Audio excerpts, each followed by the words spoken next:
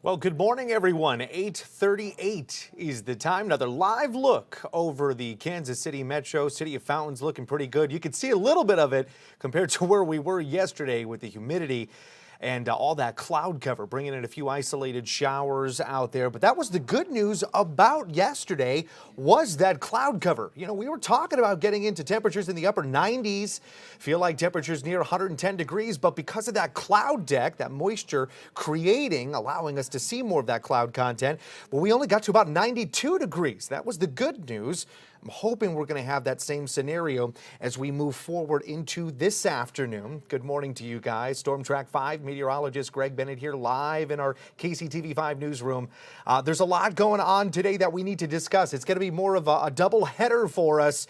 Not only are we dealing with the potential of more excessive heat, but we also have a severe weather threat on deck that we're going to have to be monitoring for.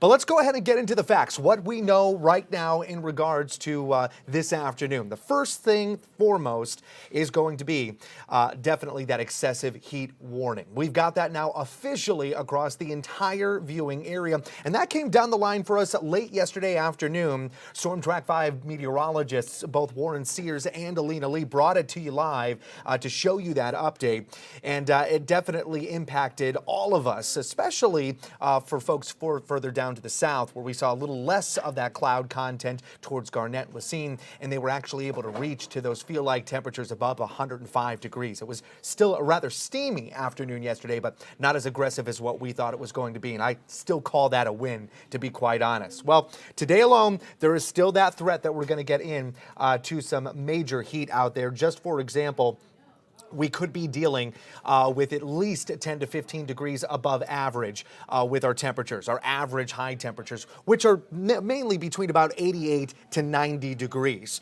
So we're still flirting somewhere around this almost 100-degree range of some serious summer sizzling out there. Obviously, you can see Kansas City up on deck right there in the center, and you see the coloration, the rubric that we have here, that +5, +10, +15, +20, so on and so forth. Well, those pluses mean we're above the actual average high temperature, which is typically for the end of July around the upper 80s for us, again, ranging from about 80 to around 90 degrees. So some very warm stuff is what we're dealing with, right? So let's talk about the heat index, right? What are we going to feel like today? Let's move forward and show you what we're talking about. I'm still going to call for around 108 degrees as the potential feel-like temperature for this afternoon. Moving into Saturday, though, this is the exciting news.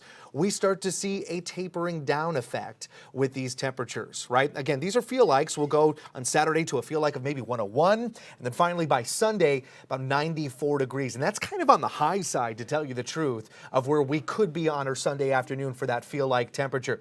So the reason for all of this is due to a storm system that's out there. It's kind of hovering up further north, mainly concentrating around central Iowa. But we will get some healthy samplings of this as we move through the weekend. The good news is the severe weather activity as of right now is looking pretty well lackluster for us here across the Missouri River Valley. So there's some good news there. But let's get into today's forecast, right? Because there is, like I said, a double header for us in the weather, and there is a severe weather threat. It's a marginal risk, so it's on the lowest part of our scale for a severe weather threat, and you can see how it's mainly concentrated to our northern counties. Maybe a little bit of Buchanan County there north of St. Joe, and then it goes all the way up to the Iowa border, where it really starts to enhance as you make it into central Iowa. That's where we're going to concentrate the storm activity. But if we do see storm activity, this is what we're looking at for the phenomena, right? We've got wind, hail, and tornado activity right there on the other side of this graphic. And that is indicating, maybe we could see those damaging winds 70 plus miles per hour, perhaps hail development of 2 inches in diameter or greater, right? Or maybe some rotation.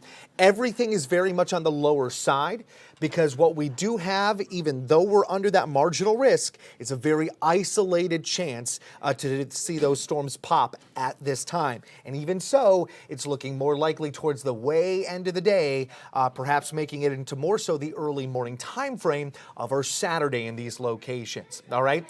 Now, notice it does say for wind, damage up to around 70 miles per hour or plus, right? Scattered wind damage, right? I think that we're going to see closer to a moderate threat for maybe a 50 to 60 mile per hour wind. I think that would be more common than actually introducing a 70 mile per hour wind with the storm activity that may ignite in these locations. So that's just to give you a little bit more perspective on the situation. You know, though it's going to be isolated, maybe we won't see a whole lot of 70 mile an hour winds. We still have to take it serious because a 50 or 60 mile per hour wind can still do some serious damage. It could be devastating to property and life. So we've got to watch out for that up for our folks there, maybe off around Worth, Gentry, and Mercer and Grundy counties, Nodaway County. I know Bethany, Maryville, you guys are up there around Interstate 35 and 29. It's something that we definitely got to watch out for. So let's move on. Let's actually show you the synoptics of our kind of our atmosphere. It's basically planting in what weather features or patterns that we have in the atmosphere. Gives you an idea of what's going on. We can't cut them in half right now and show you their insides, but at least we can paint a kind of a picture for you. So there's an upper level low pressure system we're monitoring off around Omaha, and it's attached itself to a frontal boundary system. The tail end of that a bit more aggressive with the cold front. We'll see more storm activity along that line, but the stationary front, well, we'll have a few hit or miss storms on it, but it really doesn't budge a whole lot throughout the next couple of days, let alone the next 24 hours. We're going to see it waver a little bit. It'll kind of sort of wave back and forth and maybe dip a little bit into our area and then start to lift back up again, but it tends to stay in that spot through the weekend. This is why we see a small chance for rainfall here today, but then a bit of a better chance into Saturday and Sunday as we wave that front a little bit closer to our neck of the woods. That enhances our chances for some storm activity. But as you can tell, we've got a nice southerly flow, right? That's what I'm showing you with those yellow arrows, is a nice southerly flow of moist, warm air. It's mainly coming out of the central kind of plains or south central plains, and then it wraps up into that area of low pressure. Now those fronts and that low, that's going to be our kind of mixing and instability mechanism, right? The warm air lift is, well, just from the temperature alone that we've been dealing with. So we've got that heat to lift everything into the atmosphere, and we also have the moisture content still coming in. But just like what we were seeing yesterday, we have cloud production that is expected as we make it into the afternoon. And that is where we could see an opportunity to build just enough cloud cover around the same time frame that we could see some of those storms pop and that heat develop for the afternoon, the peak of our heat.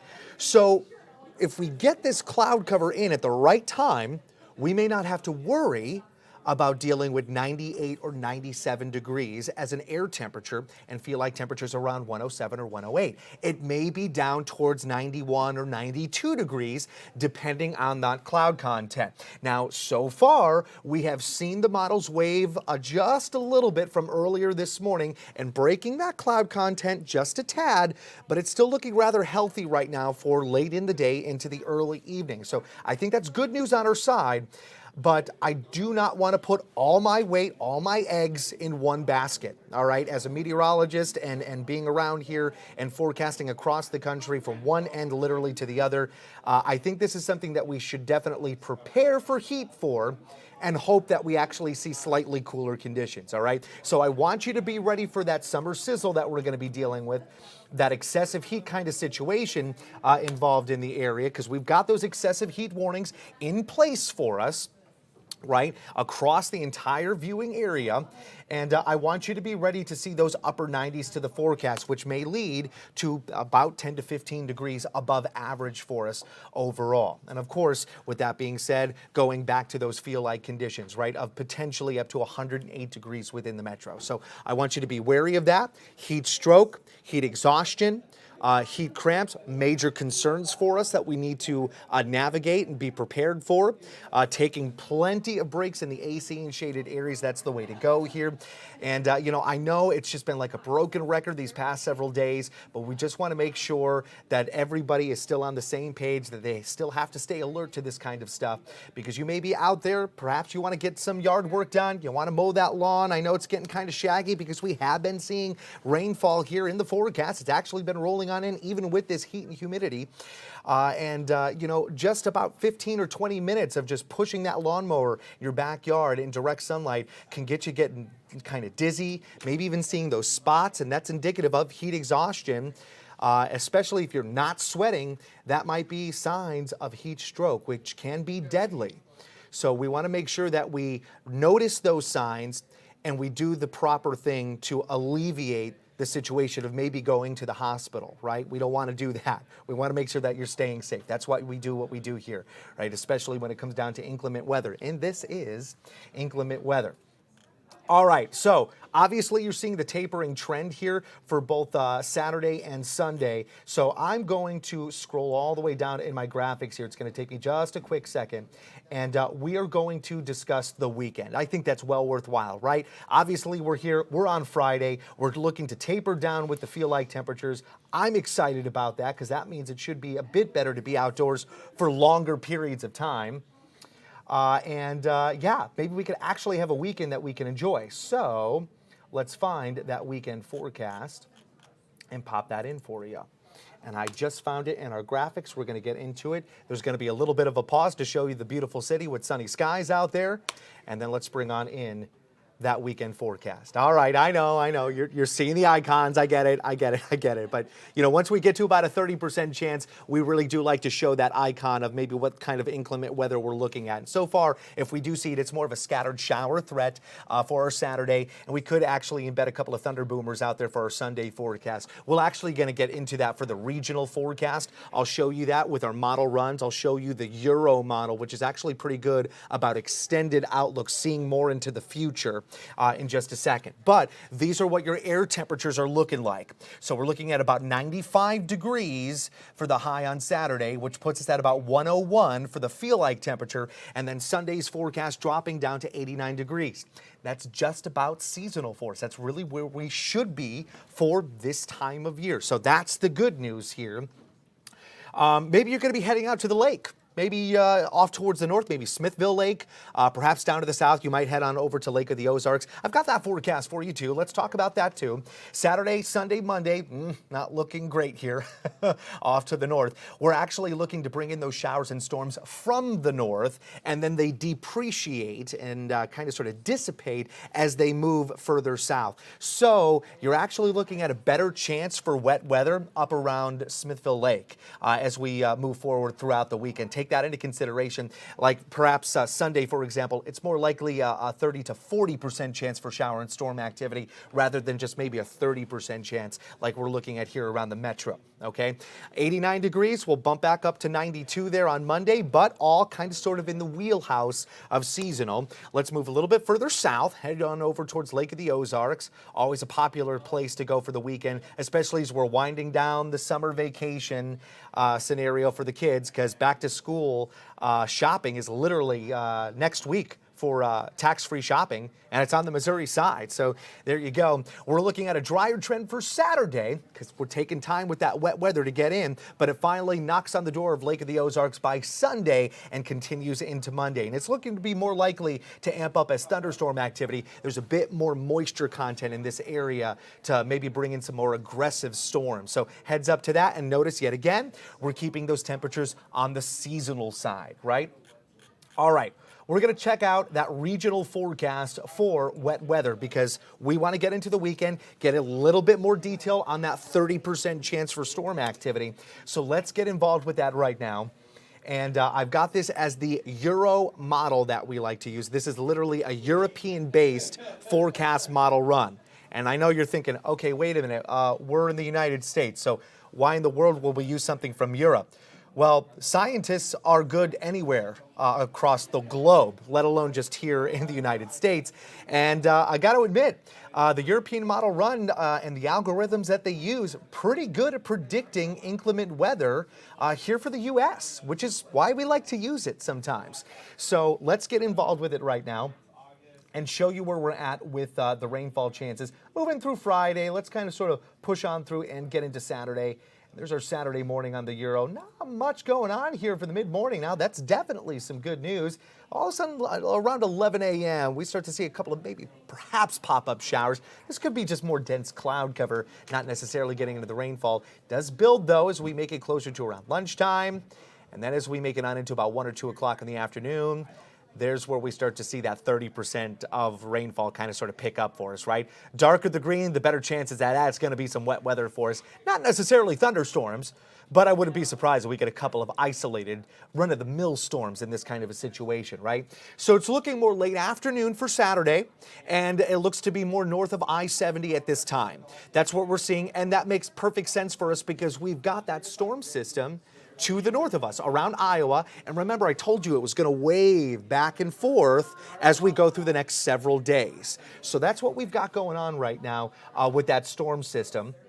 And you're going to see this kind of depreciate and kind of sort of dissipate. It kind of gets a little janky here around late night, but it still sticks to the north. We can see some shower activity in these locations. And then all of a sudden, it's going to start to amp up one more time here into our Sunday. Yeah, that's where I'm watching out for those thunder boomers. So here we are, 10 o'clock in the morning, and you can see much darker greens. We're getting into that yellow. All of that tells me as a meteorologist is that I'm looking at much better chances for scattered heavy showers and definitely some isolated thunderstorm activity. Now, right now, the SPC, that's the Severe Prediction Center from the National Weather Service, does not have a severe weather threat on deck for Sunday. That's good news. But I can see this altering within the next several hours or towards the end of the day. I would not be surprised if we might add a marginal risk for severe storm activity for our Sunday just because of how the models are popping up.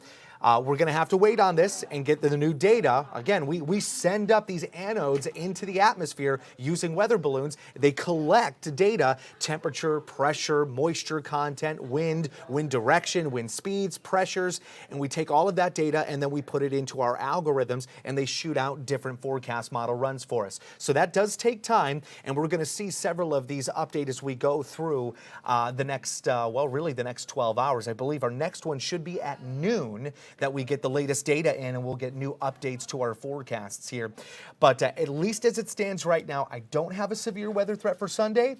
But as your meteorologist, to be quite honest, I would not be surprised if we update to at least a marginal risk as we move on into our Sunday here. And so far, the timing, again, is more late morning for the more aggressive rainfall. It then shifts and finally starts to scoot on out as we move towards the mid-evening time frame of our Sunday. So a little bit more wet weather out there we got to watch out for, and you can see it's more towards the north, and then it kind of sort of starts to shift a little bit more towards our east rather than back towards the west, maybe around Leavenworth County or perhaps around Atchison. So if you're going to head out that way, maybe check out Fort Leavenworth, or maybe you're going up to Atchison and you're checking out the Amelia Earhart Museum, you might be in a better kind of standings for that wet weather, at least as the forecast models indicate right now.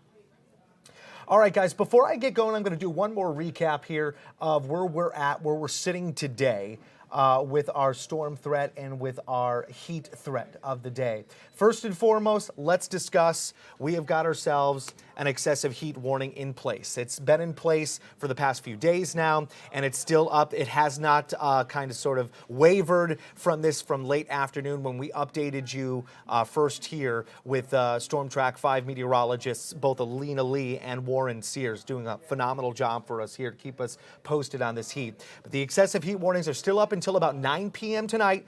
I do not anticipate these to expand into our weekend. I really don't. I have pretty hardcore confidence that we're not going to have to worry about excessive heat into our Saturday and Sunday with the wet weather opportunity. We are also dealing with a severe storm potential today. Technically, it's late tonight, moving on into the early morning time frame of our Saturday. Now, we do anticipate an update to this track around noon today, and we're going to be having the latest updates on our noon newscast. You can check us out on KCTV5 for the latest on that when we come up to literally 12 p.m. this afternoon. But as it stands right now, we've been holding all morning long to this marginal risk that's mainly associated to northern Buchanan County all the way up to the border. Right? And even in this zone, it's still about a 20% chance to see some active wet weather today. All right? So it's not a big chance. If we do see it, there is an opportunity to get into an isolated severe weather threat, and it's more likely going to be for maybe some wind at 50 to 60 miles per hour, perhaps some pea-size hail, but I don't see us getting into anything super aggressive. We're going to keep most of that concentrated to central Iowa, most likely around the Des Moines area. All right, so that's what we have on deck for today. And of course, the feel-like temperatures, let's show you those moving forward kind of sort of hour by hour for you. Right now, as we move into 1 p.m., we could be settling in around 103 degrees as a feel-like. This is our prediction model run. And as we move towards the late afternoon, the potential of about 107 to 108 degrees is not out of the question. I am anticipating enough moisture for cloud production, though, and that could play a key role in negating this major heat to our forecast. I hope this happens. I'm not counting on this to happen. I want you to prepare for this more dangerous heat scenario rather than saying, oh, no, it's going to be 92 degrees and 102. I could be outside for 45 minutes and still be fine. I'd much rather you be on the side of caution. You know, if you've got to be outdoors, do it 15 minutes at a time. Take a break, maybe even just 10 minutes at a time, and take a break. Drink some water. That way you're staying cool and hydrated and safe out there. But there is the potential of producing more cloud content because of us being in such proximity to a storm system that lies literally just off to the north and portions of our west. I will show you that right now as well. That's going to pop into the forecast right here, showing you that upper level low and the front that's just up around Iowa and portions of Omaha, Nebraska. Now, we're going to, again, concentrate most of our storm activity in those locations, but I don't want to rule out an isolated rogue storm to our northern counties here on the northern Missouri side, more so than the Kansas side. But because we're dealing with that opportunity and the moisture flowing in from the south, there is that threat that we could, build up some cloud cover, get into those storms. But with that cloud cover may come a slight cooler pattern for us. I hope that occurs, but we are preparing for that upper 90 threat that is still in our data at this time. All right, so that is what's going on in the forecast. We grabbed a little bit of the weekend forecast too. Try to stay cool, try to stay hydrated. Another beautiful look over the city of Fountains. Hope you guys have a lovely weekend. If there are any new updates, we'll get you that information both on air and online on KCTV5.com. Have a good one.